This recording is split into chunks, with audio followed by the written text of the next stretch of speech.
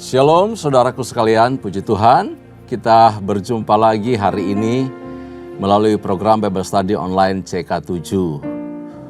Pembelajaran kita hari ini terdapat di dalam Mazmur 147 dengan tema atau perikop kekuasaan dan kebijaksanaan Tuhan. Bapak Ibu salam Tuhan, ini adalah salah satu dari 5 Mazmur pujian. Ya, Mazmur 147 adalah bagian dari 5 Mazmur pujian dari 146 sampai 150. Di mana masing-masing dari 5 pasal Mazmur itu dimulai dan diakhiri dengan kata haleluya atau pujilah Tuhan. Nah, sebelum kita membaca dan membahas lebih lanjut pasal 147 ini, mari saya ajak kita untuk masuk hadirat Tuhan. Kita mau puji, mau sembah Tuhan, Allah kita yang baik, yang memelihara hidup kita mulai hari ini dan seterusnya. Terima kasih Tuhan. Haleluya Yesus. Haleluya. Haleluya.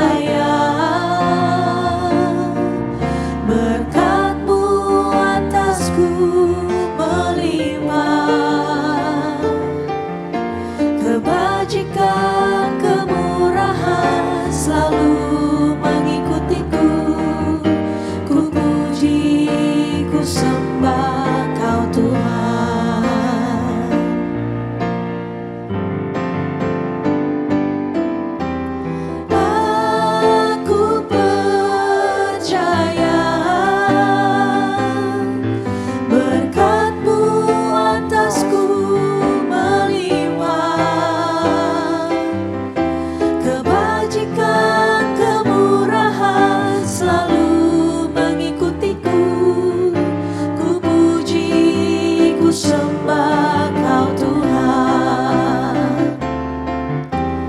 Aku percaya berkat-Mu atasku melimpah, kebajikan, kemurahan selalu mengikutiku. Ku puji, ku sembah Kau Tuhan. Ku puji, ku sembah Kau Tuhan. Ku puji, ku sembah Kau Yesus. Kami sembah Kau, Tuhan. Allah yang perkasa, Raja segala raja. Haleluya, Rama yang syada, ya Rama, ya Rama yang syakara, Rama yang syakso, ya Rama yang syakara, ya Reba, ya Rama ya.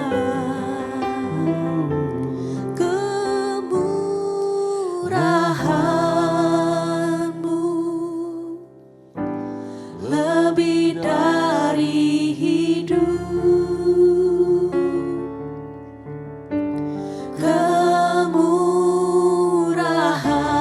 Kemurahan-Mu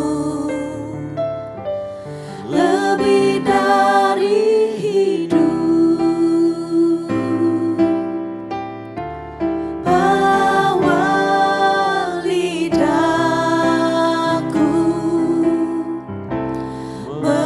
memuji Engkau. Kemurahan-Mu lebih dari hidup.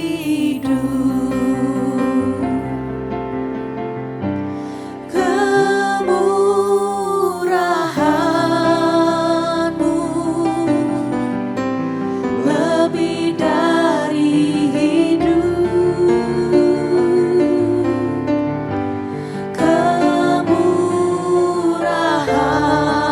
Kemurahan-Mu lebih dari hidup. Bawa lidahku memuji Engkau. Kemurahan-Mu lebih dari hidup.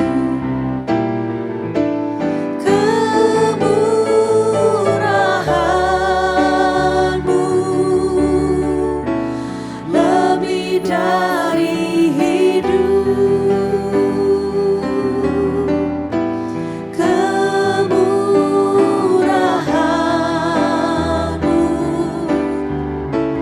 lebih dari hidup. Bawa lidahku memuji Engkau.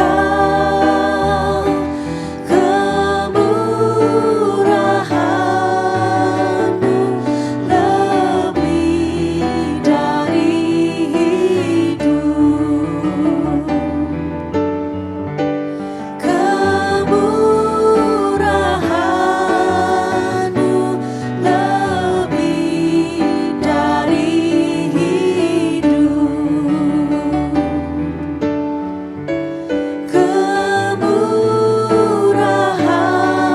Kemurahan-Mu lebih dari hidup.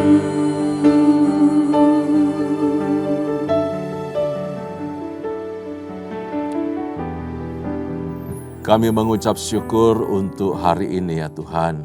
sungguh menyadari bahwa hidup yang kami miliki, hidup yang kami jalani semata-mata merupakan kasih karunia Tuhan, semua karena kemurahan-Mu saja.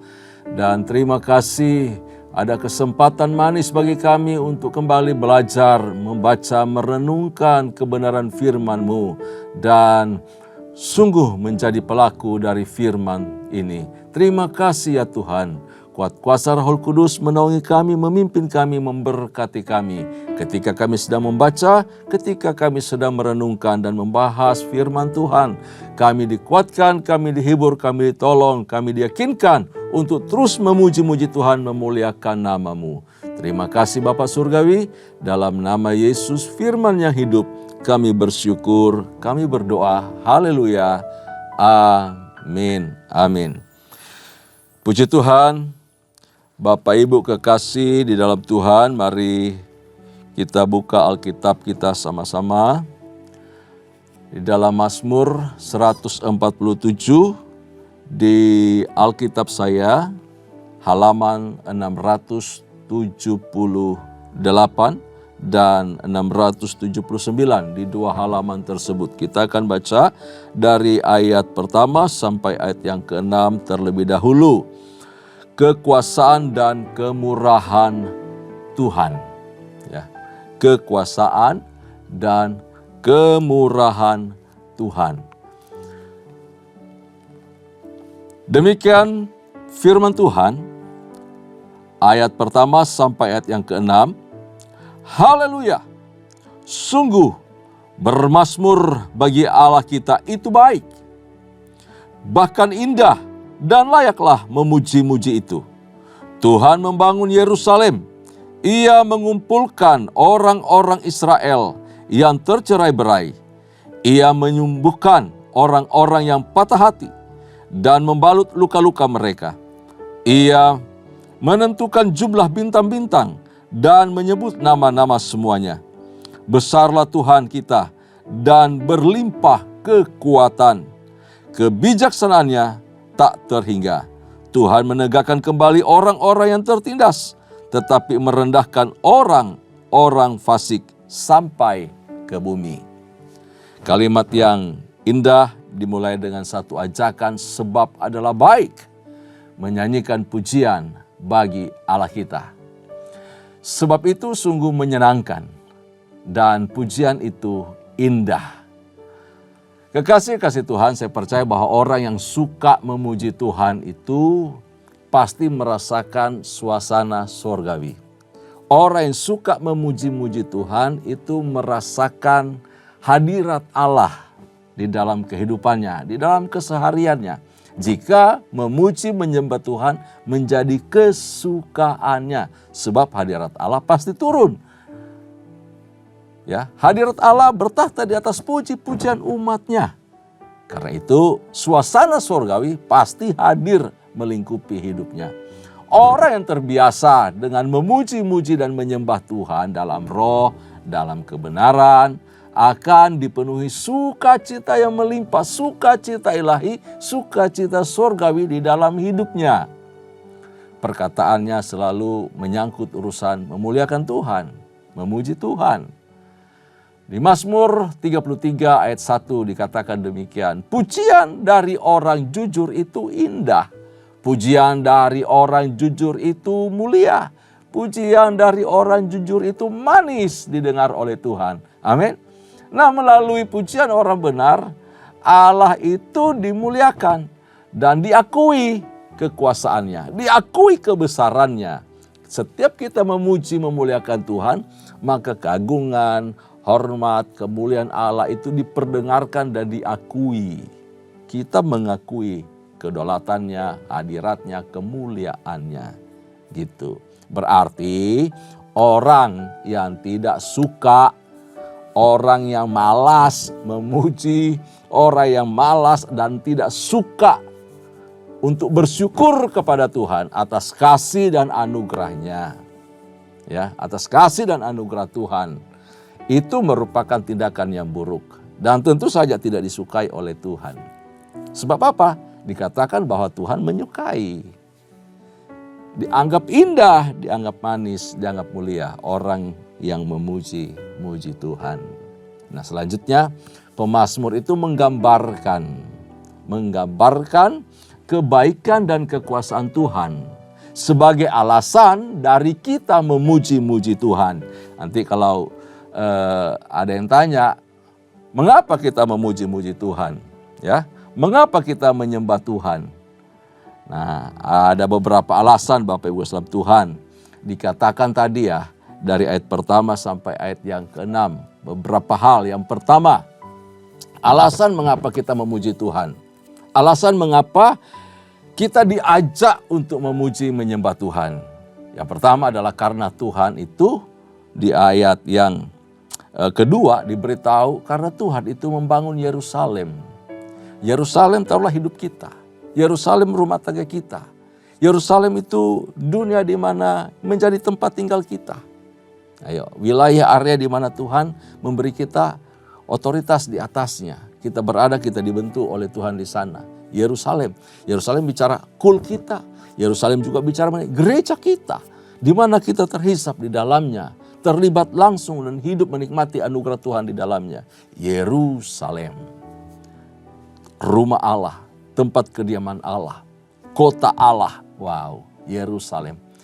Nah, membangun Yerusalem mungkin konteksnya di sini adalah ketika umat Allah itu kembali dari pembuangan. Pasca pembuangan mereka balik ke Yerusalem, mereka membangun Yerusalem. Mereka berkumpul, diunitikan oleh Tuhan, dipersatukan oleh Tuhan. Dan mereka memuliakan Tuhan oleh karena perbuatan Tuhan. Mereka bisa kembali dari pembuangan ke kota Yerusalem. Lalu kedua, mereka bisa membangun kota Yerusalem. Itu semata-mata karena kebaikan Tuhan, karena anugerah Tuhan. Kita juga bisa ada sampai sekarang. Rumah tangga kita bisa ada, bisa kokoh dalam penyertaan pimpinan Tuhan. Gereja kita, kul kita tetap berada dalam pimpinan Tuhan. Semua karena anugerah Tuhan. Jika ada sampai saat ini. Amin. Kita semua pernah mengalami kehidupan yang tidak enak. Kepengen suasana sepertinya putus asa atau mau hancur nih. Tetapi Tuhan tolong kita. Tuhan pulihkan kita. Lalu kita bangun kembali kehidupan itu. Maka itu merupakan pertolongan Tuhan atau anugerah Tuhan bagi kita. Amin. Yang kedua, apa alasan mengapa kita memuji menyembah Tuhan? Di sini bicara kemurahan Tuhan luar biasa. Dikatakan bahwa Ia menyembuhkan mereka yang patah hati dan membalut luka-luka. Ayat yang ketiga tuh. Ia menyembuhkan orang-orang yang patah hati dan membalut luka-luka mereka. Siapa di sini yang gak pernah patah hati? Pasti punya pengalaman itu. Atau dari kita yang mengalami luka-luka. Luka batin ataupun luka fisik. Apapun itu. Sakit, menderita, luka bagian ekonomi, luka di dalam hubungan sosial. Banyak luka yang mengakibatkan kita patah hati. Patah hati bicara patah semangat, remuk. Kadang tidak ada gairah lagi. Berdoa demikian lama bertalu-talu. Tak putus-putusnya tapi juga gak kunjung datang hasil doa. Seolah Tuhan bungkam, kita mulai patah semangat, patah gairah, lemah iman. Nah ini kondisi seperti itu. Tetapi diberitahu bahwa Tuhan yang menyembuhkan. Tidak pulih begitu saja. Ada proses di mana Allah memulihkan, Allah menyembuhkan, Allah mengambil bagiannya di sana. Sehingga mengangkat kembali kita. Haleluya. Kita bisa diluputkan, dibebaskan dari keadaan patah semangat. Dari keadaan yang luka yang membuat kita makin terpuruk. Dan sekarang kita bisa mengucap syukur, bisa memuji Tuhan. Itu alasannya. Mengapa kita harus memuji, menyembah Tuhan. Yang ketiga dikatakan bahwa Ia menghitung jumlah bintang dan menyebut bintang itu dengan namanya. Masing-masing dikasih nama sama Tuhan. Ini menggambarkan betapa hebatnya Tuhan. Maha kuasa. Hanya sungguh luar biasa. Dia dahsyat, Dia pencipta Karena itu dia kasih nama satu-satu. Bayangkan bahkan bintang di luar angkasa sana saja Tuhan kasih nama. Dan dia tahu, dia mengingat semuanya itu. Apalagi kita bukan keluar dari firman. Kita dibentuk oleh Tuhan dari tangannya yang luar biasa. Tangan yang penuh kasih dengan sentuhan imajinasi yang dahsyat dan luar biasa. Kita mulia. Kalau bintang saja Tuhan kasih nama dan Tuhan ingat, apa tak lagi saya dan saudara. Kita diperhatikan Tuhan. Kita diingat nama kita masing-masing. Tuhan tahu siapa yang bernama Samuel Kundiman itu, Tuhan tahu. Tuhan tahu ada banyak nama Samuel. Ada banyak nama Rudi. Ada banyak nama Wati. Tuhan tahu siapa kita. Tahu persis detail, bahkan lebih daripada kita yang tahu tentang kita. Tuhan tahu. Amin. Dia mengerti keadaan kita. Haleluya. Yang keempat, Ia Maha Besar. Ayat 5, besarlah Tuhan kita dan berlimpah kekuatan, kebijaksanaannya tak terhingga. Ia Maha Besar sebab Ia Maha Kuasa, Ia Maha Bijaksana, tak tertandingi. Wow, keren. Mau puji siapa? Mau puji orang yang cuma nama besar? Yang cuma berkuasa? Oh tidak. Yang bisa dikatakan, wah dia bijaksana. Nggak pernah dikasih tahu orang itu maha bijaksana. No. Maha hanya kepada Tuhan. Dia maha besar. Dia maha kuasa. Dia maha bijaksana. Berarti Allah kita seng ada banding. Tak ada tanding. Siapapun sosok yang mau disamakan dengan Tuhan, bukan siapa-siapa mereka. Tuhan kita tiada tanding. Itu yang keempat. Yang kelima, Ia mengangkat dan memulihkan orang yang rendah. Tuhan menegakkan kembali orang-orang yang tertindas, tetapi merendahkan orang-orang yang fasik sampai ke bumi. Hebat Tuhan kita. Ya. Orang yang tertindas diangkat, dipulihkan. Orang yang rendah hati disegarkan hatinya, diangkat oleh Tuhan dan dipermuliakan. Tetapi orang fasik, orang sombong, orang angkuh adalah musuh Tuhan. Tuhan menjatuhkan mereka. Tergolong kepada kelompok orang-orang fasik.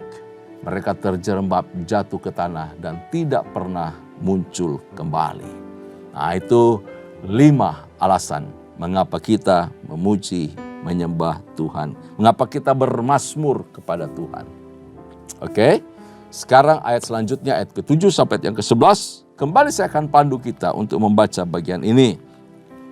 Bernyanyilah bagi Tuhan dengan nyanyian syukur, bermazmurlah bagi Allah kita dengan kecapi. Dia yang menutupi langit dengan awan-awan, yang menyediakan hujan bagi bumi, yang membuat gunung-gunung menumbuhkan rumput. Dia yang memberi makan kepada hewan, kepada anak-anak beruang gagak, kepada anak burung gagak yang memanggil-manggil. Ia tidak suka kepada kegagahan kuda. Ia tidak senang kepada kaki laki-laki. Tuhan senang kepada orang-orang yang takut akan Dia, kepada orang-orang yang berharap akan kasih setianya. Ayat 7 sampai yang ke-11 merupakan nasihat atau ajakan menyanyikan pujian syukur dan mazmur bagi Tuhan dengan musik, dengan alat-alat musik. Ini Tuhan menaruh kreativitas dalam diri manusia untuk menemukan alat-alat musik. Dan itu indah, harmoni, dinyanyikan semua untuk pengagungan kepada Tuhan. Karena Tuhan adalah sumber kehidupan. Dia adalah sumber pemelihara. Termasuk apa yang kita temukan. Akal pikiran, kebijaksanaan, hikmat, pengertian apapun yang kita miliki itu datang daripada Tuhan. Sehingga kita bisa mencipta alat musik yang begitu indah, suara yang begitu merdu, kita bisa menguasainya dan semua untuk memuliakan Tuhan. Perbuatan tangannya luar biasa atas kita dan atas apa yang kita temukan, kita buat, kita karyakan, semua untuk Tuhan. Ia dikatakan menutupi langit dengan awan. Ia juga memberi hujan bagi bumi. Wow. Lalu ia menumbuhkan rumput-rumput dan memberi makan kepada binatang-binatang. Betapa hebatnya Tuhan. Amin. Betapa hebatnya Tuhan. Dia pelihara semua dengan baik. Dia atur alam. Allah kuasa melakukan segala perkara. Allahku maha kuasa. Itu dia. Betapa hebatnya Tuhan kita. Dia maha kuasa, dia ciptakan semua, dia atur. Dia tata supaya semua berjalan dengan baik, dengan indah, dengan harmonis. Tidak bersenggol kanan kiri. Semuanya tertib. Dan itu tujuannya memuliakan Tuhan. Sungguh tiada yang seperti dia. Karena itu Tuhan itu tidak suka kepada pengandalan akan diri sendiri, kepada kesombongan, keangkuhan. Siapa kamu? Gitu ya. Tuhan boleh berkata seperti itu. Saya menciptakan semuanya ini. Kok kamu mengandalin kuda? Kok kamu mengandalin dirimu sendiri?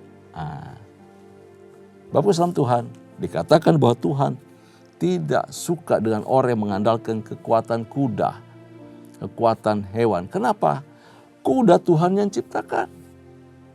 Dan kaki laki-laki bicara mengenai alat ya, sarana sebagai pasukan perang. Gitu. Kekuatan laki-laki ada di pinggul ke bawah, di kaki ini. Untuk berlari, untuk mengejar, untuk bertahan, itu kaki. Kekuatan kaki sebagai pasukan perang. Lalu orang mengandalkan pasukan yang begitu banyak. Kekuatan atau kemenangan perang tidak ditentukan oleh pasukan yang besar. Oleh banyaknya kaki laki-laki. Tetapi oleh Tuhan. Amin. Kemenangan dalam peperangan adalah dari Tuhan. Yaitu bagi siapa? Bagi orang-orang yang takut akan Dia dan berharap kepada kasih setia Tuhan. Dalam hidup ini setiap waktu, setiap hari kita juga mengalami peperangan rohani loh. Peperangan rohani, pergumulan dalam peperangan rohani ini kita hanya bisa mengandalkan Tuhan, meminta perlindungan dari Tuhan. Tuhan menutup bungkus pikiran kita, perasaan kita, hidup kita, perkataan kita kendalikan. Kita taruh perkataan firman, kata-kata yang manis, positif, baik, indah. Kata-kata yang menguatkan, mendorong, menghibur. Kata-kata seperti itu. Semua dikuasai oleh Tuhan. Semua harus kita serahkan kepada Tuhan. Kalau tidak, kita akan melakukan hal-hal yang tidak berkenan sama Tuhan. Pikiran kita adalah medan peperangan rohani. Kalau kita berpikir yang indah, berpikir tentang firman, berpikir tentang yang manis, berpikir tentang anugerah, kebaikan, kemurahan Tuhan, maka hal yang indah, hal yang baik pula yang akan kita alami, yang juga kita kerjakan, dan sungguh hidup kita memuliakan Tuhan. Di dalam kesulitan, di dalam pergumulan yang berat sekalipun, kalau kita berkata bahwa Tuhan yang merancangkan, Tuhan yang mengerjakan, Tuhan yang menolong aku, Tuhan yang beri kekuatan kepada aku, kita akan mengalami hal yang sama. Dan sungguh pemulihan dari Tuhan akan datang kepada kita. Lalu kita baca selanjutnya dari ayat yang ke-12 sampai ayat yang ke-20. Ini bagian yang ketiga dari pasal 147, demikian firman Tuhan. Megahkanlah Tuhan, hai Yerusalem, pujilah Allahmu, hai Sion, sebab Ia meneguhkan palang pintu gerbangmu dan memberkati anak-anakmu di antaramu. Ia memberikan kesejahteraan kepada daerahmu dan mengenyangkan engkau dengan gandum yang terbaik. Ia menyampaikan perintahnya ke bumi, dengan segera firman-Nya berlari. Ia menurunkan salju seperti bulu domba dan menghamburkan embun beku seperti abu. Ia melemparkan air batu seperti pecahan-pecahan. Siapakah yang tahan berdiri menghadapi dinginnya? Ia menyampaikan firman-Nya lalu mencairkan semuanya. Ia meniupkan anginnya maka air mengalir. Ia memberitakan firman-Nya kepada Yakub, ketetapan-ketetapannya dan hukum-hukumnya kepada Israel.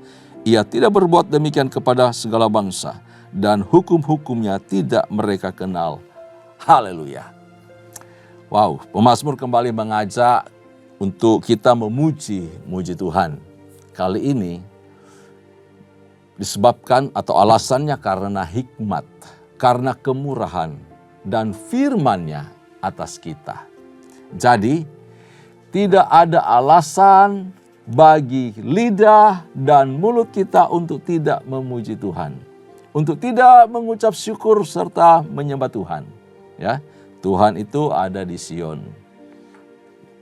Tuhan itu tinggal di Yerusalem dalam konteks bait Allah yang ada di Yerusalem.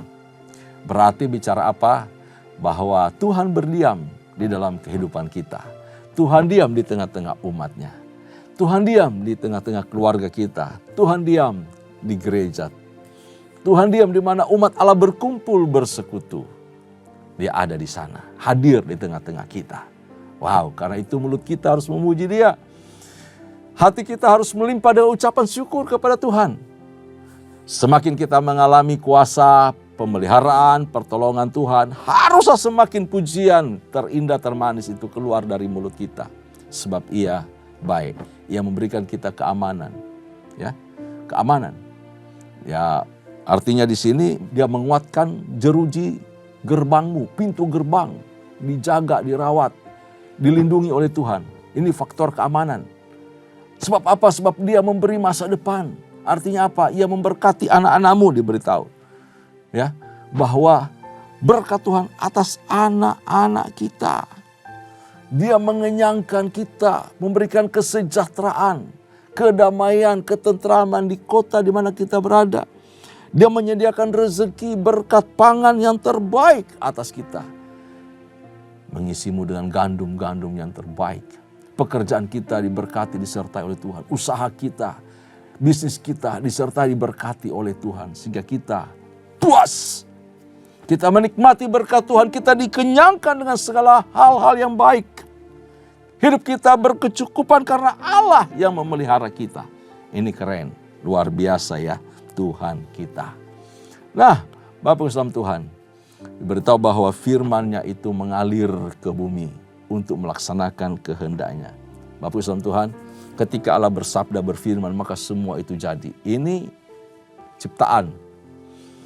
Semua bicara mengenai hal yang umum, pekerjaan Allah yang umum. Allah berbicara kepada kita melalui hasil karyanya, ciptaannya. Ini penyataan umum. Tetapi kepada umatnya Allah berbicara secara khusus. Yaitu lewat apa? Lewat hukum-hukumnya. Itu hanya berlaku kepada umat Israel. Itu hanya berlaku kepada orang percaya, kepada kita. Kita mengenal isi hati Tuhan. Kita mengenal firman Allah. Kita menyukainya, kita membaca, kita belajar seperti hari ini. Kita belajar, kita merenungkan. Menikmati firman, bersekutu dengan Tuhan lewat firman. Membiarkan Tuhan berbicara, membiarkan Tuhan mengoreksi, membiarkan Tuhan membentuk kita, hati kita, menegur kita. Bahkan menuntun kita untuk semakin hidup berkenan di hadapan Tuhan lewat firman. Bagi orang lain tidak mengenal firman, sebab firman bukan untuk mereka, tapi bagi kita yang percaya yang ada di dalam Dia. Yang menarik, Bapak Ibu Salam Tuhan, di dalam Amsal pasal 13 ayat 13, barang siapa menghormati Tuhan, Tuhan akan memberkati dia. Amin. Siapa yang meremehkan firman akan binasa. Tetapi orang yang menaatinya, orang yang percaya, orang yang menghormati firman, akan menerima pahala, akan menerima berkat daripada Tuhan. Sebab apa? Firman Allah itu hidup. Firman Allah itu berkuasa. Kita belajar memuji menyembah Tuhan, kita mendengarkan firman-Nya, kita mengucap syukur. Firman itu hidup dalam hidup kita. Dan firman itu menghidupkan kita untuk kita terus berkenan dan mampu tampil hidup sebagai pemenang kehidupan. Amin. Kesimpulan dari Mazmur 147. Yang pertama, kita tidak bangga karena orang lain belum mengenal Tuhan dan tidak memuji atau menyembah Tuhan. Betul, kita tahu banyak orang di luar sana yang tidak tahu mengucap syukur, taunya menggerutu, maki-maki, marah-marah tentang kehidupan, memaki-maki pemerintah, tidak bisa mengucap syukur. Tetapi kita yang telah diselamatkan Tuhan ini memiliki tanggung jawab yang besar untuk terus bersyukur kepada Tuhan, untuk terus memuji-muji Tuhan dan mentaati firman-Nya dalam kehidupan kita. Yang kedua, memahami betapa kebesaran Tuhan, betapa hebat cinta kasih-Nya terhadap kita, kepeduliannya terhadap kita umat-Nya, bahkan juga termasuk alam, serta kuasa dan hakikatnya yang luar biasa. Seharusnya hal ini menggerakkan kita untuk terus semakin memuji, menyembah Tuhan, hormat, takut akan Dia sepanjang hidup kita. Miliki bagian ini, miliki kebenaran ini, maka kita berkenan di hadapan Tuhan. Amin. Demikian firman Tuhan dari Mazmur 147. Tuhan Yesus memberkati kita. Tundukkan kepala, kita mengucap syukur. Terima kasih ya Tuhan untuk firman-Mu yang mengajarkan kami untuk terus memuji, menyembah Tuhan, tidak jemu-jemu mengucap syukur. Dan menyukai firman-Mu, hidup di dalam kebenaran-Mu. Berkati umat-Mu, berkati kami semua, mampukan kami hidup di dalam firman ini, melakukannya di dalam seluruh hidup kami dan keberadaan kami, dimanapun kami berada. Naungan kasih-Mu memimpin kami, memampukan kami untuk menjadi pelaku firman. Terpuji nama-Mu ya Tuhan, berkati semua umat-Mu, di dalam nama Yesus kami mengucap syukur, kami berdoa. Kekasih-kasih Tuhan, mari arahkan hatimu di hadapan Allah dan terimalah anugerah serta berkat yang melimpah dari Allah Bapa, kasih sayang di dalam Kristus Yesus Tuhan, serta persekutuan yang manis dengan Roh Kudus menyertai kita mulai hari ini sampai parusia Tuhan datang pada kali yang kedua, bahkan sampai selama-lamanya. Setiap kita yang percaya dan terima berkat, sama-sama katakan amin. Tuhan Yesus memberkati kita semua. Shalom.